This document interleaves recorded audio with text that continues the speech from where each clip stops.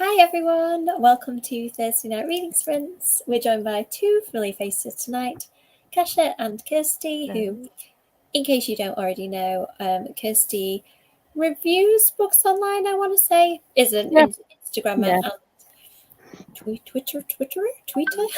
You know what? I don't actually tweet that much anymore. Yeah, I know. I got two accounts and I tweet more on my professional one. Oh, okay. So. And Kasia has two YouTube channels, Horror and a Book one, Kasia in Wonderland and Kasia's Book Cemetery, is that right? Yes. Excellent. I actually got the right one.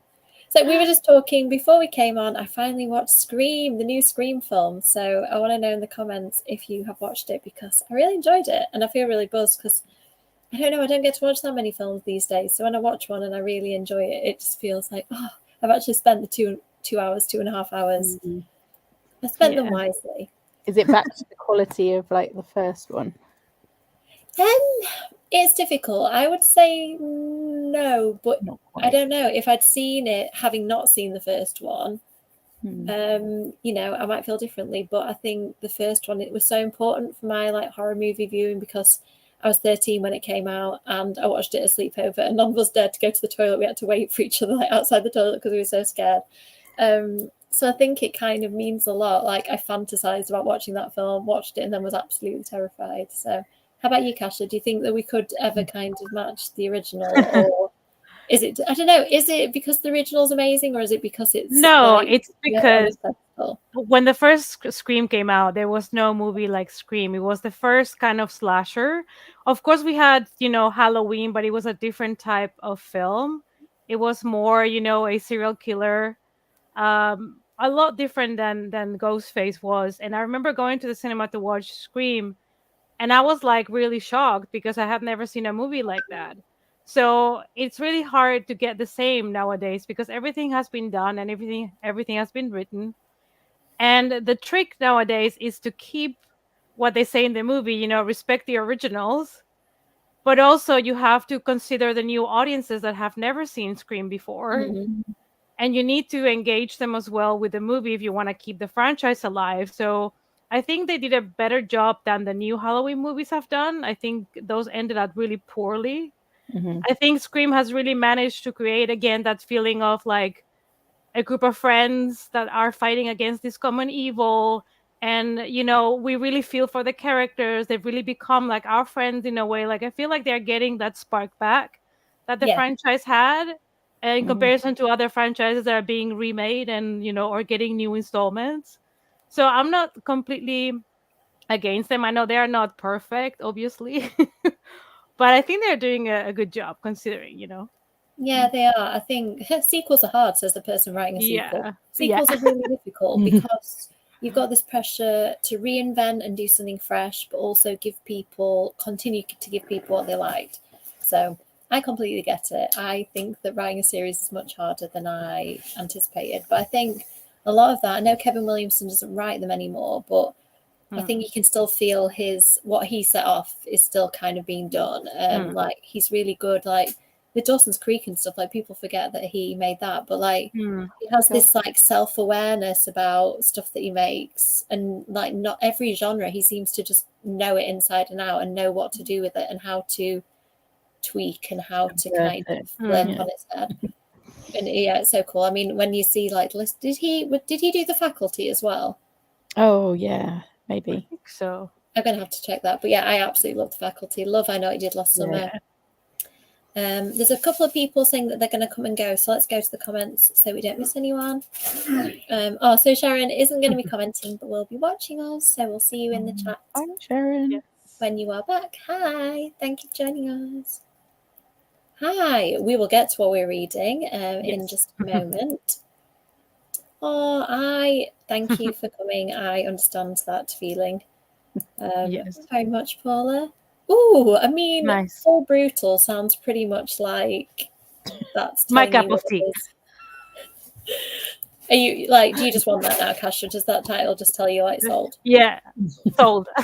Yeah, Sharon can let you know what it's like. Hi, Lyndon. Oh, I've done the thing with Heartstopper where I haven't finished reading them because I really, really love the first 2. And I was like, but there's only a limited number of them. So now I'm like kind of in this stuck position of not wanting to read the rest because I've finished them. And there's going to be 2 more volumes now. Yes. There? Oh, that's good to know. There was only supposed to be 5, but now it's going to be 6, which I'm really happy about. Also, it's an even number. 5 is not. I don't do well with uneven numbers. No, sorry, Kasia. It pleases my OCD as well. Yeah. Okay, maybe I can read one more then because because you've still got more to come. Yeah. Now I'm going to show you something. What I am planning to read tonight, I'm going to cover up some notes I've made on it, but I printed out the Taste of Darkness anthology, which is here. I have the full designed up. I'm very carefully not showing too much of it, but I will show you. This isn't the final cover page. This is just like the title thing that Scholastic have inserted, but Nathan decorated it for me. Look. Perfect. It's beautiful. Said, can I draw on this? So I was like, well, it isn't the real cover page, so okay, but he like really went for it. I don't know if I showed anything too much then. I'm going to be reading the anthology, which I have co-curated. And it's so nice to read all stories together. I've read them all separately, but like reading them like a book is so exciting because they just, I don't know, like we kind of gave everybody a little like what they had to stick to. And it's interesting how people have pulled in like, they did completely their own thing, came up with their own stories, but we just gave like a flavour of what we were looking for. So there's kind of like common themes and then some that are just completely different on their own. It's going to be really fun. So that's why I need to read 2 more stories. So have you decided the order of the stories already? Yeah, that's what this read through is about. We kind of talked about the ones because we wanted some together that were similar, like to kind of complement each other, and then some that are more similar to separate them out. There's one that's quite tonally different, so we put that kind of in the middle because if we put it at the beginning, it would be like, well, people think that that's what it's about. So it's been a bit of a juggling act. There's only one so far that I think I would maybe move just because it's next to one that it seems like, I don't know, they just don't fit together, and I think I can see a better place for it. But yeah, so this is like checking. It's been proofread now, so it's me checking that I'm happy with the text, and Mia's doing the same thing. So I'm reading a book, but I'm not reading a book that has been published yet. Yeah, that is the plan for the evening for me, and then I'm going to look at I'm going to do some of the edits online once I finish reading the printout version. So how about you, Kirsty? Are you reading or writing tonight? I haven't decided yet. I think I might do a bit of both. If I read, I'm going to read Where the Light Goes, by Sarah Barnard, that came with tissues. That's not so reassuring. Yeah, I might need a break in between and actually work on something vampiric instead. Yay, fun. How about you, Kasia? Are you, I'm assuming, planning to read tonight? You could give us a little shock and say, no, I'm writing my own horror book. What? No. I could not do that because I will have to write it in Spanish, I feel like. And then, it's a lot of job then to get someone to even translate it and everything. So, but I think tonight I'm going to start this one. Let's see. It's called Echo. The author it's really hard for me to pronounce, even though it's Dutch, but I'm going to butcher it. But it's Thomas Oldhovald. It's the guy that wrote Hex, which is a book about witches that everybody knows. So this is one of the books that I have by him that I have not read yet. So I thought I would start it tonight and see how it is. It's supposed to be, I'm guessing, a horror thriller, kind of like with a winter vibe, because it's like about 2 guys are climbing a mountain. I don't know if it's Everest or not. And then basically one of them ends up in the hospital with no recollection of what happened, and the other one is still missing. So I guess we're gonna slowly discover what actually happened while they were in the expedition. So there's gonna be some mystery and stuff. So I'm excited because I really enjoyed Hex. So I've never read anything else apart from that by the author. So we'll see. People keep telling me to read that, and I have it on my Kindle, and I keep forgetting about it. I don't know whether you read ebook readers, but like I buy stuff too quickly, and then all the things get pushed back down the list, and then I'm like, I forget stuff I actually wanted to read. So you just reminded me. I'm going to re-add that to my list at some point. I don't know. I haven't read the webcomic. Is the webcomic the same story as the? So it started as a webcomic. It started like free. Yeah, so the books that haven't come out yet, are they already kind of available as webcomic then? I think so, but I want to wait to buy the physical copy. I'm waiting, but I think it is available, yeah. Okay. Yeah, I think I'm the same. I think I don't know, I haven't really ever read webcomics before, but I like reading ebooks and physical books, but I think that with a comic, I'd probably prefer it to be physical, maybe. I do want to mention, though, Amy, if you want to watch season 2, I believe it's based on the books 3 and 4, maybe. I'm not sure. But okay. So be careful if you watch the show first, because it tends to be quite faithful to the comic. Okay. So you might get completely spoiled if you watch season 2. Okay, true. Well, I haven't watched the TV show yet either, because I thought I need to probably, for that reason, I kind of thought I'll read the books and make sure that I don't end up with any weird crossover situation. And also, I don't know, I'm strange when I really, really like something. I'm always a bit reluctant to watch the TV show version of it, because I don't know, it isn't the thing in my head if it's the TV show. It isn't, but it is. Oh, it worked for me.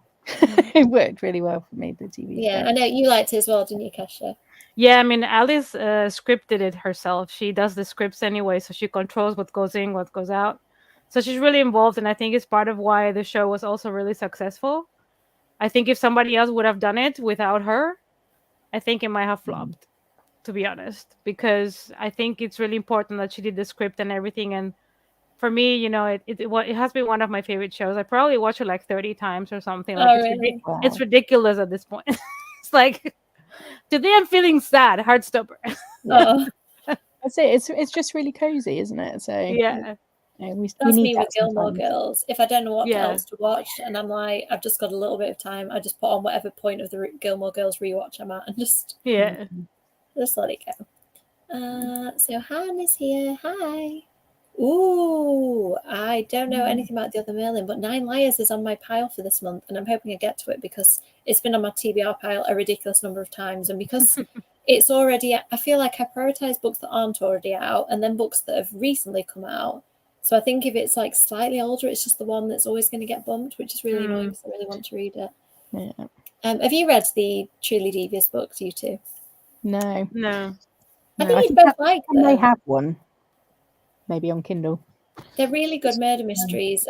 It's a school for people with talents, and Stevie's talent is solving mysteries, and she really wants to solve this mystery that nobody has been able to solve. I think it's from, I don't know if it's from the 1920s or 30s, but I won't tell you what the mystery is exactly because it kind of unfolds as the book goes on, but you find out there's somebody missing, and it's whether the people are missing or not alive, but because it's so long ago, she's kind of solving something that's already, like, you know, most of the people involved won't be alive anymore, or all the people, I don't know. But yeah, so it's really good, very well done. It's like one of those like really good murder mysteries with lots of twists and turns, and it kind of, I think that one spans over 3 books, and then the more recent ones are standalones. So I do recommend. With the same characters.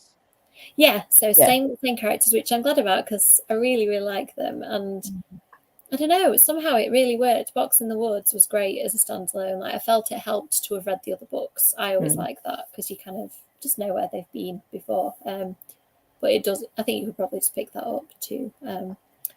Right, I'm going to mark where we're up to in the comments, and then I think it's time to go to a sprint. So I'm hoping to read at least one short story, but I think these last 2 are quite short, so I might be able to read them both in the 40 minutes. So did you decide, Kirsty, what you're going to go with? I'm going to start with reading, and then I might end up just carrying on reading, but we'll see. Yeah, see how the book goes. And you're going to read the book by the author that I also can't pronounce, Thomas Ho. Let's just call him by his first name, Thomas. Thomas H, yes. Yes. I'm so bad at pronouncing names. I don't know, like, it's really difficult, isn't it? Especially when it's somebody where you're not quite familiar with the spelling pattern because it's somebody from a different country. It's really difficult, isn't it? Yeah. Okay, let's go to sprint. I'm going to set the kitty up. Touch wood, we haven't had any crying 3-year-olds as of yet, so I'm going to do the normal length of sprints. I ended up with an extra long sprint. Was it last week or the week before? Because it was like you started with a 1-hour sprint, I think. Yeah, where somebody decided not to sleep. So I'm going to start with the 40-minute, do another 40-minute, and then half an hour, unless there's any mishaps on either our ends with animals for you two, with small people for me. I had to mute because they were fighting. Oh dear. Yeah, I mean, any of us could be muting any time because it's a noisy small creature. Something. I mean, let's call a 3-year-old creature who's kind of the same, much of the same thing. Okay, so we'll see you two and everybody else in the comments on the other side. So let us know how you are getting on in the comments.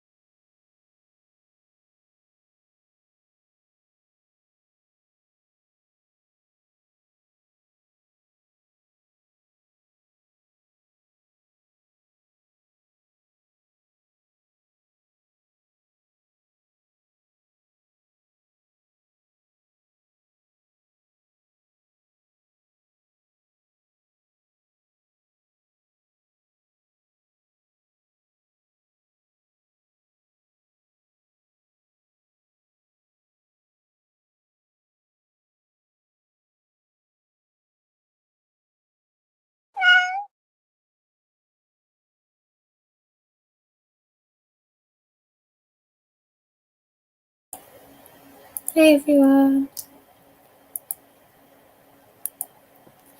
Hope we all had a good sprint. How did you get on, Kirsty? Oh, I think you're still muted, Kirsty. Yes. Every time. Yeah, no, good. I got about just over 60 pages in. It's kind of interestingly formatted. We've got like news reports and messages and even poetry in it. Yeah, it's going to be emotional. It's about a girl whose sister dies by suicide, so it's about her being left. Oh, okay. Yeah, I've read some Sarah Barnard books before and enjoyed them, but I think I kind of, depending on, I read the blurb and then go, is that one going to move me or not? I'm not sure whether I can cope with that one. It might be too sad for me. But yeah, we'll see. I'll see what you think of it when you get a bit further on. How did your Thomas H book go, Kasia? Fine. I mean, it's very like long pages with small writing, so I only made it to page 30. But basically, we have a guy called Nick that ends up in the hospital in Switzerland because he had allegedly an accident climbing, and they say that because of his fall in the mountain, his face now is deformed. So he looks like a mummy at the moment, but apparently like his cheek and part of his jaw is gone and stuff like that. So the thing is, one of the nurses say in private to his boyfriend that the wounds don't look like a fall. And Nick gives his boyfriend a paper that says it was not an accident. So now we don't know what actually happened. And the other person that was with Nick in the mountains is missing. They assume he might be dead due to the weather conditions, but we don't know for sure. So we don't know what happened to Nick. Did he fall? Did somebody attack him or something? So yeah, that's where I'm at. Interesting. I vote for something at the minute, but I don't know whether that's right. Those injuries sound a little bit kind of maybe supernatural to me, like maybe something ripping through people in the mountains. Interesting. Yeti. And is it gory at all yet, or is it kind of, is it described? Well, there was kind of like a prologue with something like a lot more like a story that I'm guessing at some point is gonna make sense. Like, you know, this type of movies or TV shows that give you like a creepy like scene and then they move to daylight, something new, nothing happened, you know, it's kind of that kind of vibe. And that was really like creepy and obscure, and the only thing now really bloody is basically the description of the wounds and stuff because it's nasty. So I don't know what to expect because this kind of prologue that we had was kind of like a little bit supernaturally and way darker. So I don't know where things are gonna go, but if it's something similar to Hex, then he's really good with like creating this atmosphere of unsettling, creepy stuff. So I wonder if it's going to connect, like kind of come back around to that kind of creepy style and explain where the prologue came. Do you like a prologue? I'm a bit, it depends how they're done. I can really like them or really not like them. Yeah, it depends, I think. Because you like read something really short and then you jump to something completely different. You're like, wait, but I want to know why, how, you know, you have to wait so long. So it kind of depends. I know you hate when they show you something and then they're like 5 years earlier or things like that. I do, honestly, I 80% of the time find that super annoying. I'm always willing to say that it could be executed really well, but I think anything that feels like clickbait, I'm like, as long as it's for a really good reason, like for the story or the character or something, I'm absolutely fine. But if it's just like a kind of, we want you to read on, but there's actually no reason for this, and it's not going to kind of all tie in. How about you, Kirsty? Prologue or no prologue? I honestly don't mind them. Like you know, some are better than others. I just don't understand people that just skip them altogether. And in Golden Egg, they kind of tell us to try and avoid prologues because they say, "Oh, so many children skip them." But like, why? Surely, if they're there for a reason. But Yeah, it's not like I have to admit, particularly in classics, if there's like a 50-page introduction to it, I don't always read those, especially because they sometimes spoil a book. I started reading one and it was for a classic, and I know that people assume you've read it, but it started talking about plot elements. I was like, no, I'm not going to read that. So yeah, maybe there's some misconception of what they actually are. I know people like I've read the writing advice of avoid them because they're so hard to execute, and they can just be super annoying. Like if it's a little extract from the book that doesn't actually need to be there, apart from the author's chosen exciting bit to try and make you read to that exciting bit, if that's the only purpose, I don't know. It's not my favorite thing, but I will always be willing to be corrected if you can point me to a really good one. I did get rid of my prologue in my book because of the feedback around that. So yeah. I mean, I feel like I'm going to write a book with one now, just to be like. I mean, there's so many. There are so many books that do have them. It's ironic because you get told not to put them in, and then you open so the big middle grade was Scandal, wasn't it, for last year, and that's got a prologue. So you're like, okay. Yeah, I mean, if I could figure out like Replicate, I need to read that actually. Figure out what is the magic to get a 7-figure book deal. I think we'd all like to know that. Murderous Unicorn. Yeah, I think it's one of those things, isn't it? Like they say, don't do It Was All a Dream. Don't start with the main character looking in the mirror. Don't start with the main character waking up. I think some of them, it's been done so many times, but then you see an author do it in a really cool way, and it doesn't make a difference. I get more annoyed by she let out a breath she didn't know she was holding. Oh yeah, in every book. It's really funny, isn't it? Because we're all so aware of it. It's just become really common knowledge not to put it in. And I think people are deliberately putting it in. Maybe they must be. Like, has it become a bit of a joke now to see if you can get away with it? See if your editor. Surely though, all these editors are going, no, my agent wouldn't let me have anything. Like anything flowery, my agent's like, gotta go. If it doesn't match your writing style, or like I always try and throw in like some ridiculous description. She's like, nope. I don't know, like if it's overly like some prolonged not needed description, she's just like, exit. So yeah, she'll let me get away with that. Hi Miss. Miss has a very cool YouTube channel and does lots of live streaming gaming and stuff as well now, I think, which I tend to watch more of the book stuff, but for those who are gaming inclined, I keep seeing Ghost 19 popping up. Are either of you aware of that? No, I have not read it. You have to let us know, Jacqueline, if that's something that we should read. It's one of those that people on streams every now and again mention. I'm like, what is this? I love the idea of having a book journal. I just never ever keep it up. I've got several book journals that finish at like March because I run out of steam. Oh, that one comes up a lot, and annoyingly often comes up on like categories that I'm in. It's like, on Amazon and stuff. Quite often it's there and it's like just above me. I'm like, what is this book? Very popular by all accounts. I'd be interested to know what you think of that. I'm just not. Makes me think of Nightmare on Elm Street. Yeah, I think, is it based on something like a game? It's a video game. Yeah. Oh yeah. Okay, thank you, Kasha.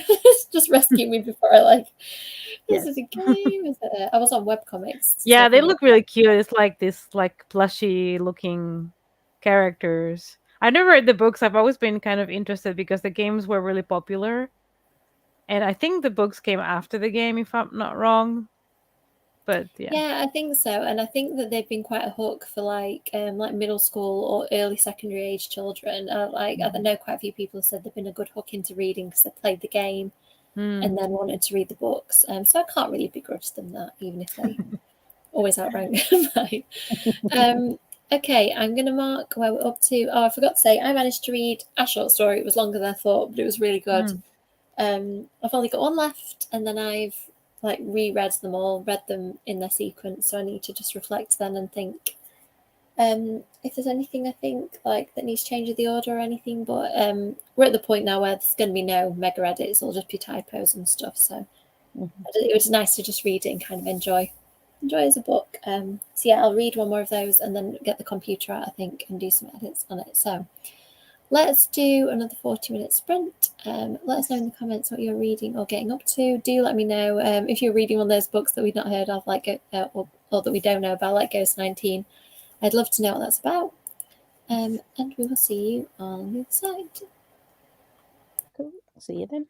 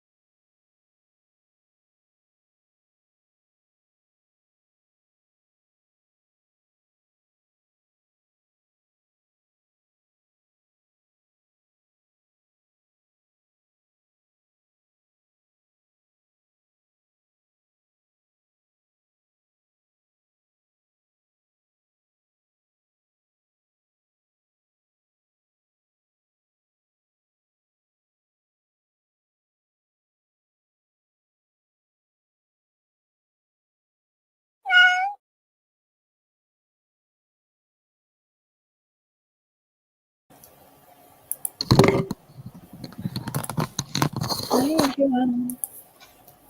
Hello. Hey, y'all had a good sprint. I was having one of those sprints where I didn't want it to end because I was just like into something. I finished reading it. I've read through the whole anthology.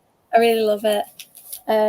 I've just got to now. I've like written some stuff on it, so I need to transfer it to the electronic version. So that's what I'm going to do in the next sprint. I also need to pack because we are going to Telford Comic Con this weekend.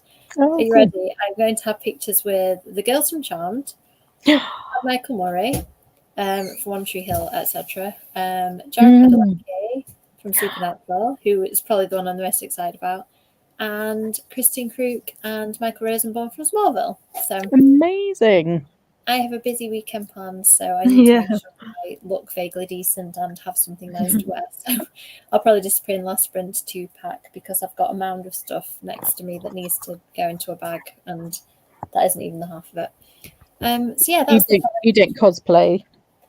No, I haven't really done it before because Kev did it one year. He did Tyler Durden one day and Christine Slater's character Mr. Robot the other day, which was really good, like both of them. And I've kind of fancied it, but because I've done like the author bit at Yalk, I kind of haven't wanted to be a character as well. I just wanted to be myself. But yeah, I could have probably have done it for this one if I thought about it. I don't have time for planning stuff these days. I just have to like do everything last minute and rock up and just hope for the best. Yeah, I have got some cute themed clothes actually. Like I've got a Deadpool dress that looks like it's just a Hawaiian style dress. Then when you look really close, it's got little Deadpools like between the flowers. So I might need to wear that actually because it's always boiling at conventions, isn't it? Even if I wouldn't advise wigs. Have you done cosplay? 1 year and never again. I like the idea of cosplay. I need to think of one that's really good, but like I don't know, I can't think of anything practical that I'd want to be. Like I'd quite like to be Wednesday Addams, but I think everybody's going to do that this year, so I need to be more original maybe. So how did you get on? Did you carry on reading? Yeah. I think I may end up staying up and finishing it. Is it really good? It's just so raw.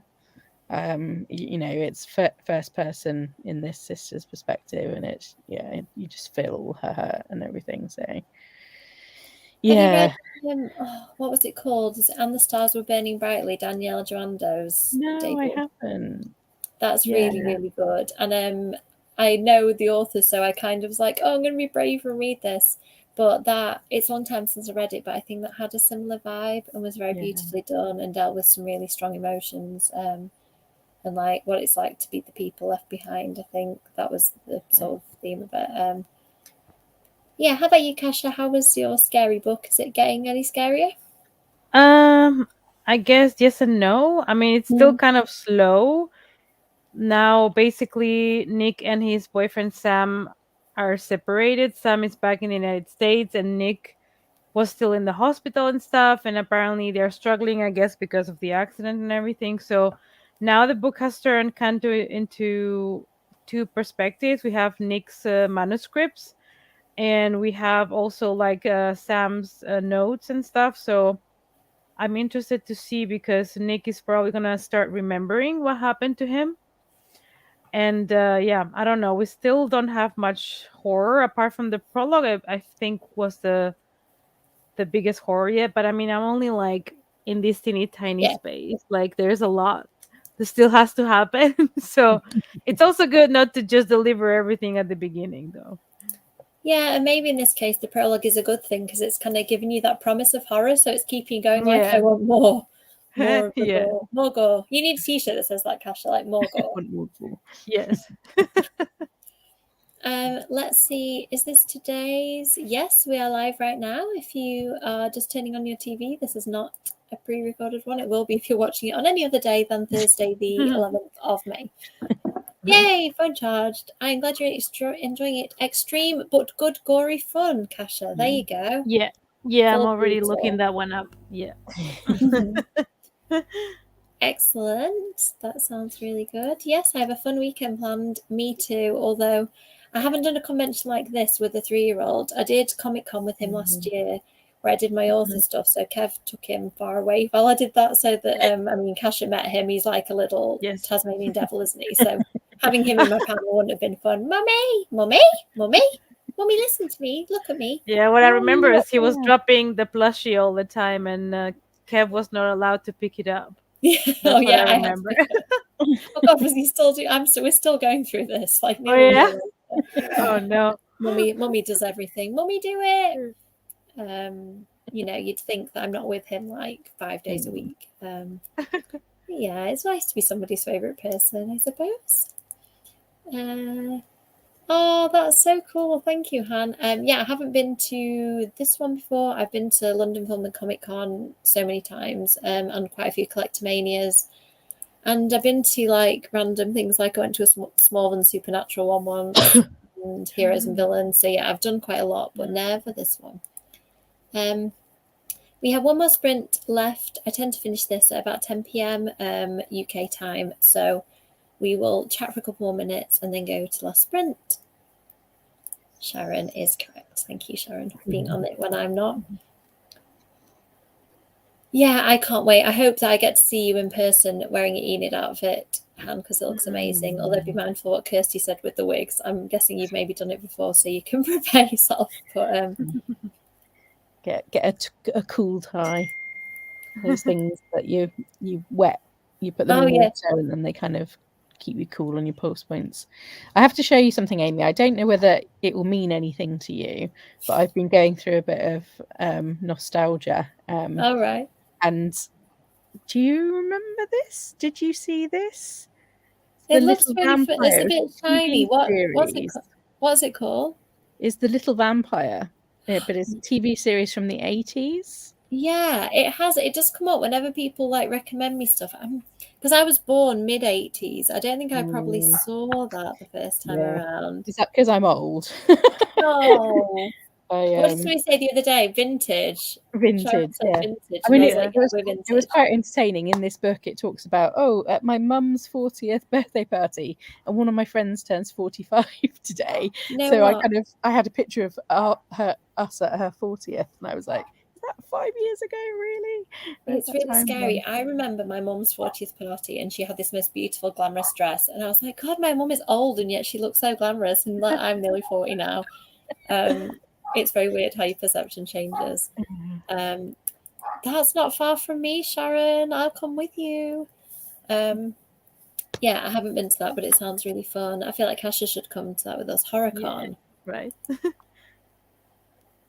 Yeah, I mean, I think we might enjoy the little trail of like Han sequins. Where's Han? Follow the trail, like follow the breadcrumbs. In fact, Nathan, that can be his job for the day. He can follow you around and pick the little bits up. He'll enjoy that. Put them in a little bag or something. He loves collecting small things, so perfect. Hire him out for the day. You could try to dress up for the London Comic Con. You still have time to plan. Yeah, I mean, but plus again, it's November, so not so hot, hopefully. Yeah, that's true. Dressing up is good, but I'm hoping to be doing the author thing there. So I don't know. I feel like if I was doing author stuff one day, I wouldn't be able to dress up that day because I don't think I could sit on a stage and be like, I'm dressed as a Pokemon, but I'm also trying to be really serious or something. Like I'm Pikachu. Lucy Saxon, I think, did cosplay on a day that she wasn't doing the author stuff, but then did author stuff on another day. I think Non Pratt did similar as well. I think Non might have done makeup on. Non was Tank Girl on the year that they did like this head shaving thing for charity, and then Non dressed up as Tank Girl. And I think Gina Dawson might have dressed up. I think Gina was Daenerys one year, quite a few years ago, one of the earlier Yalks, which is fun. Oh, I haven't heard of that one either. I need to make note of all these. But yeah, obviously, if it's the same weekend as Yalk will take precedence. For anybody not initiated, it's the Young Adult Literary Convention. Usually in July, is November this year, I think, isn't it? Yes. Just to keep us on our toes. Disney Bounty. Intriguing. Yeah, I mean, last year I wore a themed outfit per day. So I had like a Stranger Things shorts and t-shirt day. Why did I say shorts and t-shirt? You can tell it's getting late. Shorts and t-shirt. And I had a Beetlejuice day. And what was the other thing I did? I can't remember for the third day. Probably Nightmare. Oh yeah, that was it. No, I'm glad you know. Nightmare Before Christmas was the other one. Because I remember, yeah. Yeah, so like they were themed, but I wasn't dressing up as the characters. So if I don't know, I'm marking that one, Han, so I can go back and look at what Disney banding is. Yeah, Han seems to be in the know. Please, can you just make sure there's a schedule somewhere direct us to, so we can make sure we don't miss all these cool things. And if it goes well this weekend, I mean, this is the first one where I'm kind of dashing around for photographs and stuff with Nathan in tow, so we'll see. I've got a feeling that at least one of my photographs is going to have a tiny person in it, as much as I'm trying to avoid him being in any kind of limelight or stuff like that. I think he might just decide. And I feel like I'm depriving him, like particularly people like Christine Crook. Can you imagine when he's like 15 and I'm like, oh, son, you could have met her and I chose not to take you. So yeah, maybe I've just got to... and I think that he might have some novelty value. Do you think that the celebrities will like him? It was like, he's very cute. Oh, you should take him to the Charmed one, because then you can pretend he's like baby Wyatt. Oh yeah, that's true. Hand him to God, it's so long since I watched it. Piper, that was that Piper's son. Yeah. Oh, a one-off. Oh, that's excellent, Han. I always I like the idea of volunteering at York, but now I just like want to be an author every year there now, so I don't want to volunteer. Okay, I'm gonna mark where I'm up to in the comments, and I need to look up Disney bounding in this next sprint. And then potentially pack, but I also just want to work on the anthology. So I'm going to blame the anthology if I don't do any packing tonight and have to do it in the morning. Okay, so we will do a half-hour sprint. I'll just change the timer. Let us know what you're getting up to in the comments, and we will see you on the other side.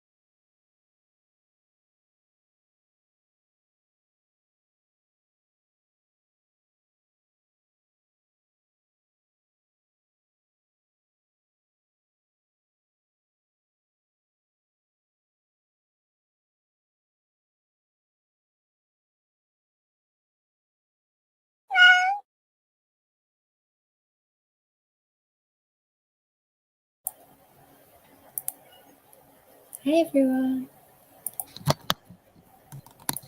Oh, sorry, just muted you again, Kirsty. I do that every time somebody unmutes themselves. That was good to say that was a 30-minute sprint. I feel like I did a lot, although I wish I could turn my camera on and show my lounge. It's covered in 3-year-old's clothes at the moment. So I've started packing. I did some anthology editing. And I don't know whether anybody else does this, but I always work when I go away just because I've got so many deadlines. And I have a really old rubbish laptop that I take with me, so I have to transfer everything from decent laptop that actually works to rubbish laptop that takes ages. So I've done that. So yeah, I feel like I was quite productive during that. Sorry, I'm going to mute myself to have a little cough while you tell us, Kirsty, what you got up to during that one. Yeah, so I carried on reading. I think I'm just under halfway through now, and it's I'm really enjoying. It's not the right word, is it? But yeah, the writing is just super powerful. It's what I've come to expect from Sarah Barnard's work. So yeah, it's good. And I think if you read a book like that and you're kind of in the mood and you know what you're getting into, I think then it's a good thing, isn't it? Yeah, but I kind of do feel like I want to just read it and then it's done and I can put it away, if that makes sense. It does. It sounds like you might be staying up to get this one done tonight, like you said. I've got a tickle in my throat now. I think I had maybe eaten too much chocolate and hot chocolate in the first sprint. Kasia, how did you get on with your book? Pretty good. I mean, it's still going very slow. They're kind of like telling you what happened before Nick went climbing. So kind of like the relationship they had before and the relationship that they have now, which I believe they haven't seen each other for a while after the accident and stuff. So it's kind of taking its time, but it's okay. We'll get to somewhere more gruesome at some point, I guess. Like, I mean, sometimes it's good that they build up the story so you understand things. I mean, it's not supposed to be a slasher or anything like that where the storyline has not much of a purpose. So I'm guessing this is just a more kind of like a deeper story. So we're just getting slowly into it. Yeah, it's interesting. I mean, would you say it still falls under the horror genre? Well, if it wasn't for the prologue, I would still be thinking maybe it's more of a thriller, but we shall see. We'll see, I guess. Yeah. Yeah, interesting, because I think that Hex, like I said, still haven't read it, but that's pretty firmly into horror, isn't it? Yeah.